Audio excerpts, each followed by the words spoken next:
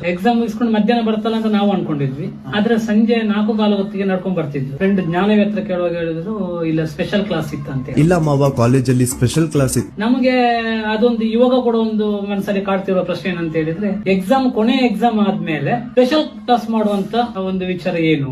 ಯಾವ ಶಾಲೆ ಕಾಲೇಜಲ್ಲಿ ನಡೆಯದಂತ ಒಂದು ವಿಚಾರ ಅದು. ಒಂದ್ಸಲ ಎಕ್ಸಾಮ್ ಮುಗಿದ್ಮೇಲೆ ಮತ್ತೆ ಸ್ಪೆಷಲ್ ಕ್ಲಾಸ್ ಅವಶ್ಯಕತೆ ಇರೋದಿಲ್ಲ. ಅದ್ ಯಾಕೆ ಮಾಡಿದ್ರು ಇವರು ಅನ್ನೋದು. ಭಟ್ರ ಮಗಳು ಒಬ್ಳು ಇದ್ಲು ವರ್ಷ ಅಂತ ಹೇಳಿ, ಅವಳು ನಡ್ಕೊಂಡ್ ಬರ್ಬೇಕಾದ್ರೆ 3 ಜನ ಹುಡುಗರು 2 ಬೈಕಲ್ಲಿ ಬಂದು ನೀನು ಎಷ್ಟು ಗಂಟೆ ಎಕ್ಸಾಮ್ ಮುಗಿಯೋದು ಅಂತ ಕೇಳಿದ್ರು.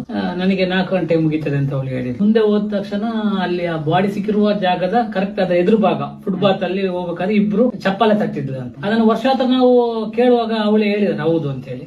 ಚಪ್ಪಲೆ ತಟ್ಟಿ ಕರೆದಾಗ ಇವಳು ನೋಡದಾಗೆ ಸೀದಾ ನಡ್ಕೊಂಡು ಹೋಗಿದ್ದಾರೆ. ಅಷ್ಟೊತ್ತಿನಲ್ಲಿ ಇಬ್ರು ನಿಂತ್ಕೊಂಡವರು ಒಬ್ಬ ಕೆಳಗಡೆಯಿಂದ ಮೇಲೆ ಬರುತ್ತಿದಂತೆ, ಆ ತೊರೆಯಿಂದ ಮೇಲೆ ಹತ್ಕೊಂಡು ಬಂದಾಗ ಹೇಳ್ತಾನೆ, ಈ ಜಾಗದಲ್ಲಿ ಈಗೇನು ಮಾಡ್ಲಿಕ್ಕೆ ಆಗೋದಿಲ್ಲ ಇಷ್ಟೊತ್ತಿನಲ್ಲಿ ಅಂತ ಹೇಳಿ. ಅದು ನಮ್ಮ ಅಕ್ಕ ಬಂದು ನಮ್ಮ ಹತ್ರ ಹೇಳಿದ್ರು ಹೀಗೆ ಆಗಿತ್ತು ಅಂತ. ಆ ಹುಡುಗರು ಯಾರಂತ ಗೊತ್ತಾ ಅಂತ ಹೇಳೋದು. ನನ್ಗೆ ಗೊತ್ತು, ನಮ್ಮ ಊರಿನ ಹುಡುಗರು ನಮಗೆ ಗೊತ್ತಿಲ್ಲ, ನಾನು ನೋಡಿದ್ದೇನೆ ಆ ಹುಡುಗರನ್ನು. ಆಗ ಅವಳೇ ಆ ಹುಡುಗರ ಹೆಸರನ್ನು ಕೂಡ ಹೇಳಿದ್ದಾರೆ. ಹೇಳ್ಬೇಕಿದ್ರೆ ಅದರ ವಿಚಾರವಾಗಿ ನಾವು ತಿಳ್ಕೊಂಡು ಹೋಗ್ಬೇಕಾದ್ರೆ ಗೊತ್ತಾಯ್ತು ಇದು ಸೌಜನ್ಯ ಇವರ ಟಾರ್ಗೆಟ್ ಆಗಿರ್ಲಿಲ್ಲ. ಇವರ ಟಾರ್ಗೆಟ್ ಆಗಿದ್ದು ಭಟ್ರ ಜಾಗಕ್ಕಾಗಿ. ಅಂದ್ರೆ 20 ದಿವಸ ಮುಂಚೆ ಒಂದು ಜೋಡಿಗೋಳ ಪ್ರಕಾರ ನಡೆದಿತ್ತು, ಅದು ಒಂದು ಜಾಗಕ್ಕಾಗಿ. ಇದು ಅದಕ್ಕಾಗಿ ನಡೆದಿರೋದಂತ ನಮಗೆ ಸ್ಪಷ್ಟತೆ ಆಯ್ತು. ಇದು ಆ ಹುಡುಗಿ ವರ್ಷ 4ವರೆಗೆ ಬಂದಿದ್ಲಿ, ಇವ್ರು 4 ಕಾಲ ಅಂದ್ರೆ ಒಂದು 15 ನಿಮಿಷ ವ್ಯತ್ಯಾಸದ ಡಿಫರೆಂಟ್ ಅಲ್ಲಿ ಇವರು ಹುಡುಗಿ ಅವಳ ಇವಳ ಕನ್ಫ್ಯೂಷನ್ ಅಲ್ಲಿ.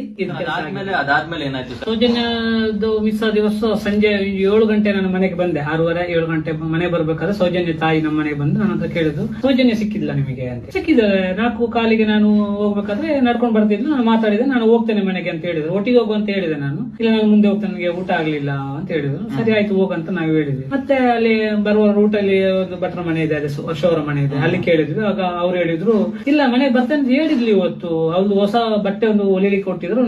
ಮರುದಿವಸ ಕಾಲೇಜ್ ರಜೆ ಇದ್ದ ಕಾರಣ ಹೊರನಾಡು ಕ್ಷೇತ್ರಕ್ಕೆ ನಾವು ಹೋಗ್ಲಿಕ್ಕಿದೆ, ಬರ್ತೇನೆ ಅಂತ ಹೇಳಿ ಹೋಗಿದ್ದಲ್ಲ. ಇಲ್ಲ ಬರ್ಲಿಲ್ಲ, ಬಂದಿದ್ರೆ ಅವರು ಹೊಸ ಬಟ್ಟೆ ತಗೊಂಡು ಹೋಗ್ತಿದ್ರು ಅಂತ ಹೇಳಿದ್ರು. ಅವಾಗ ನಮಗೆ ಗೊತ್ತಾಯ್ತು ಇದು ಮೈನ್ ರೋಡ್ ಇಂದ ಒಳಗೆ ಬರ್ಲಿಲ್ಲ. ಅಂದ್ರೆ ಅವ್ರ ಮನೆ ಕೆಲಸದವ್ರು ಇಬ್ರು ರಸ್ತೆ ಪಕ್ಕ ನಿಂತ್ಕೊಂಡಿದ್ದಾಗ ಹುಡುಗಿ ಒಳಗ ರೂಟ್ ಬರ್ಲಿಲ್ಲ, ನಾವು ನೋಡ್ಲಿಲ್ಲ ಅಂತ ಹೇಳಿದ್ರು. ಯಾಕಂದ್ರೆ ನಮಗೆ ಅವಾಗ್ಲೇ ಕನ್ಫರ್ಮ್ ಆಯ್ತು ಇದು ಹುಡುಗಿ ರಾಜ ರಸ್ತೆಯಿಂದ ಪಾಂಗಲ ಕಡೆಗೆ ಹೋಗೋ ರೂಟಿಗೆ ಬರ್ಲಿಲ್ಲ. ಅವಳು ಹುಡುಕಿದೀವಿ, ಆದ್ರೂ ನಾವು ಅಕ್ಕಪಕ್ಕ ಆಸುಪಾಸಿನ ಕಾಡನ್ನೆಲ್ಲ ಹುಡುಕಿದ್ವಿ. ಹುಡುಕಿ ಒಂದು 8-8:30 ಹೊತ್ತಿನಲ್ಲಿ ಧರ್ಮಸ್ಥಳ, ಇವಾಗ ಪೊಲೀಸ್ ಸ್ಟೇಷನ್ ಇದೆ, ಅವಾಗ ಹೊರಟಾನೆ ಅಂತಿತ್ತು. ನಮಗೆ ಅವಾಗ ಪೊಲೀಸ್ ಸ್ಟೇಷನ್ ಬೆಳ್ತಂಗಡಿಯಲ್ಲಿ ಇದ್ದದ್ದು. ನಮ್ಮ ಅಣ್ಣ ಬೆಳ್ತಂಗಡಿಗೆ ಹೋಗಿದ್ದ.